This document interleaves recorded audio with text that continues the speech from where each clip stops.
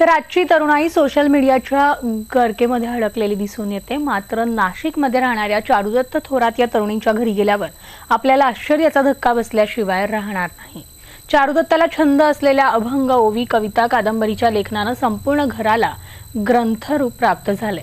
FY BComचं शिक्षण घेणाऱ्या चारुदत्ताला 5 वर्षांपासून कविता, अभंग लिखाणाची आवड निर्माण झाली आणि त्यानं घरातील प्रत्येक वस्तूंवर लिखाण सुरू केलं। तर आज घरातील अशी एकही वस्तू नाही ज्यावर त्यानं लिखाण केलेलं नाही। घरातील भिंती, सीलिंग, अगदी थेट टीव्ही, घड्याळ, भांडी यांवर सुद्धा त्यानं आपलं लिखाण केलेलं आहे। काव्य विष्णू सदन या नावातच खऱ्या अर्थानं काव्य आहे आणि अशाच प्रकारचं एक जे सदन आहे, एक घर जे आहे ते आपण बघणार आहोत। घराच्या सुरुवातीला जर बघितलं तर या ठिकाणी आपल्याला अभंग या बेलवर दिसतात। त्यातूनच आपण समजू शकता की आतमध्ये जे आहे कशा प्रकारचं जे एक प्रकारे वातावरण आहे, कशा प्रकारे अभंग ओव्या लिहिलेल्या असतील त्या आपल्याला या ठिकाणी बघायला मिळणार आहे। आपण आता या चारुदत्त थोरात यांच्या घरात आलेलो आहोत। या ठिकाणची जर परिस्थिती आपण बघितली तर प्रत्येक घराच्या प्रत्येक वस्तूवरती अभंग ओव्या असलेल्या आपल्याला दिसून येत आहेत।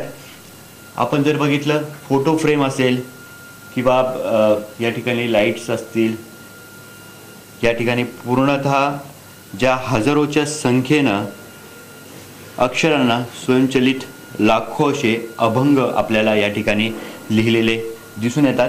आपण आता आतमध्ये जाणार आहोत। आतमध्ये देखील अशाच प्रकारे जे आहे अभंग असतील, ओव्या असतील त्या लिहिलेल्या आपल्याला दिसून येतात। आपण जर या ठिकाणी आलो तर या ठिकाणचे बेसिंग सुद्धा जर बघितले आपण त्या बेसिंगवर सुद्धा अभंग, ओव्या, कादंबऱ्या आपल्याला लिहिलेल्या दिसून येतात।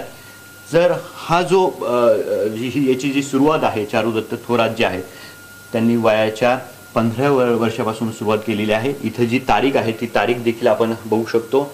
12/5/2014 7:30 वाजेपासून त्यांनी हे अभंग, ओव्या जे आहेत त्या आपल्या घरातील प्रत्येक वस्तूवरती लिहायला सुरुवात केली। काव्य विष्णू सदन म्हणजे काव्यात्मक विष्णूंचं सदन, ज्याच्यामध्ये लोकांना जीवनाचा अर्थ कळेल, ज्याच्यामध्ये लोकांना आपल्या सुख आणि दुःखांना कसं दूर करायचं त्याचा सारासार वैज्ञानिक दृष्टिकोनातून याचा अर्थ सांगितलेला आहे। काव्य विष्णू सदनामध्ये जीवनाचा खरा अर्थ प्रतिपादित केलेला आहे। अनेक कादंबऱ्या, अनेक कविता हिंदी, मराठी, इंग्लिशमधून अनेक कविता दिलेल्या आहेत। अनेक आचरण याच्यामध्ये सांगितलेले आहेत। अनेक चक्र सांगितलेले आहेत। तसं तर तो लहानपणापासूनच लिहित होता, पण आम्हाला 2014 पासून याची म्हणजे आम्हाला माहिती झालं की थोडं त्याच्यामध्ये काहीतरी वेगळेपणा आहे किंवा त्याच्या लिखाणात काहीतरी वेगळेपणा जाणवला। आम्ही त्याला म्हणजे थांबवलंही नाही आणि काही आम्हाला त्याची अडचणही आली नाही। आम्हाला उलट आनंदच वाटतो। नक्कीच आपण आई वडिलांच्या प्रतिक्रिया सुद्धा या ठिकाणी बघितलेल्या आहेत। त्यांना कौतुक आहे चारुदत्ताची की अशा प्रकारे त्यांनी ओव्या असतील, कादंबऱ्या असतील किंवा अभंग असतील या लिहिलेल्या आहे आणि त्याच्यातून एक चांगल्या प्रकारचं मार्गदर्शन ते भावी पिढीला करताना आपल्याला दिसून येते। हेमंत बागुलसह कपिल भास्कर, IBN लोकमत, नाशिक।